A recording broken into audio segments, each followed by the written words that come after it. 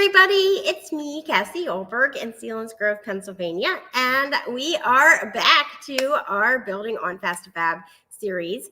We veered off a little in September when we went over owls because we wanted to focus on Croptoberfest and get everybody ready for that. But now we're going to go back to Building on Fast2Fab using sketches, which is truly where my heart lies.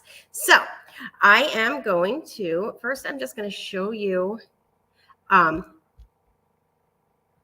this sketch. So let's just pull this up.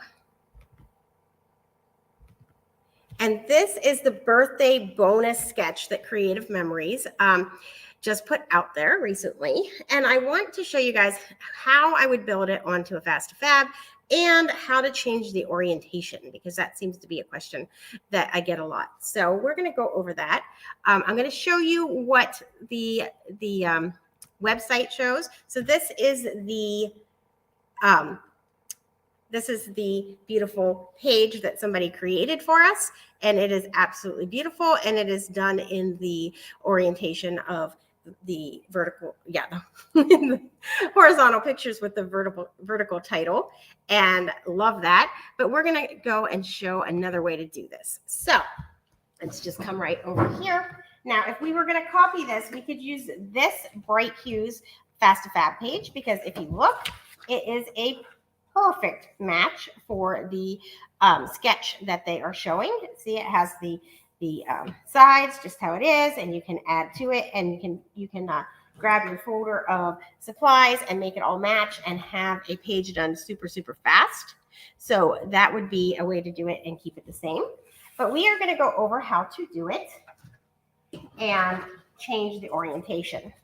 So I'm going to pull this page over, and if you look, it is just the same page turned on its side. And let's just look at what that can look like.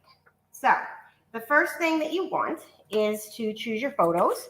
So we're gonna go with D. Isn't she cute? This is the day we got her, the day we picked her up. And so the first thing I always do is I take my pictures that I want for my album, and I have them all together and in order. And then I just go through and I find the ones that I want for the page. And a lot of times I'll have them in a pile. Like these three are going to be my next page. And then these are riding home in the car, so they'll be my next page.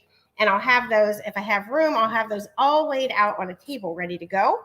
And then when the virtual crop happens, I just have to grab a stack of pictures with approximately the number that are on the page.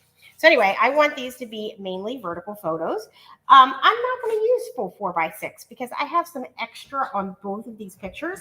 So I am going to make them the same size. I'm going to make them 4 3/4. I'll cut this one first. It has the least amount up top. I don't want to cut off David's head. That might be kind of mean. So 4 3/4. Yep, that's perfect. And then we'll come over here and notice how I picked the picture that had the least amount up top first, so that I could choose my size and have them be the same height. And so that will be the most visually pleasing, to have that height be the same. Then I'm going to grab my trimmer. And so I take my collections and I store them right in the Power Palette folders. And I put the whole collection that goes together. Now you might notice something here. I have the Painted Garden, but I also have the Tropic Time right in the same folder. And that's because I really like the look of them together. And so I went ahead and I paired them up together so that it's easier for me to grab what I need. So then I can just come in here and I want to mat it. So let's see what I can mat it with. I'm going to mat it with this yellow. So I'm going to pull this out. And now I have 4 3/4 by 4-inch photos. So we can just take and cut it at 4 1/4.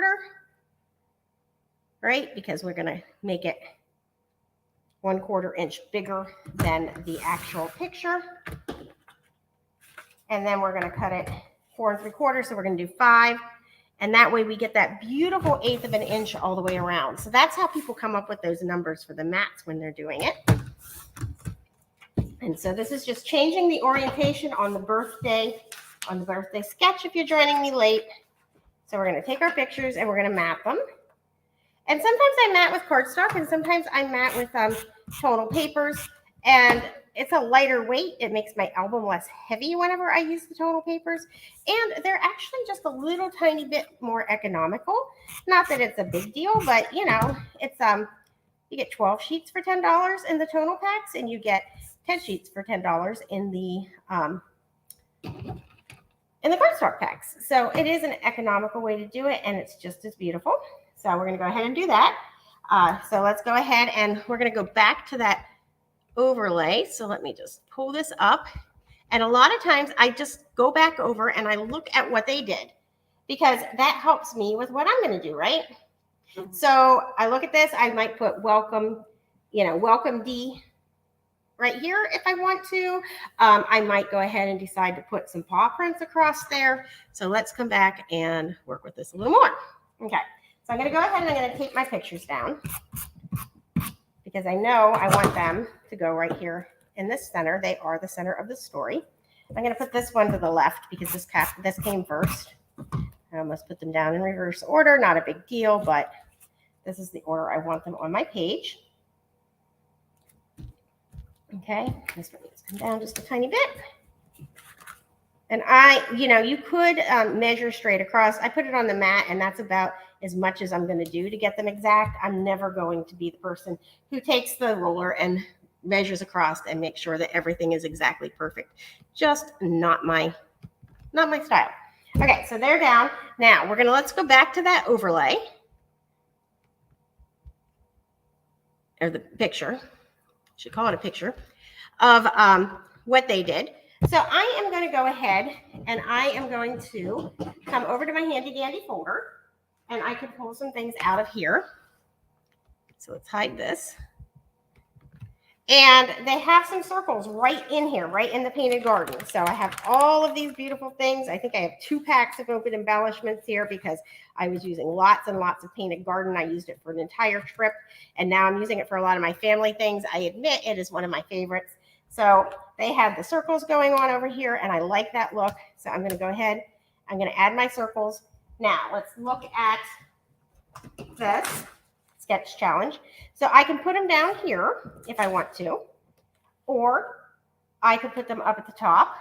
I can decide whichever way I like it best. So I'm going to go ahead and put them down here like this. So I like them at the bottom. We just need a little bit of tape on each of these.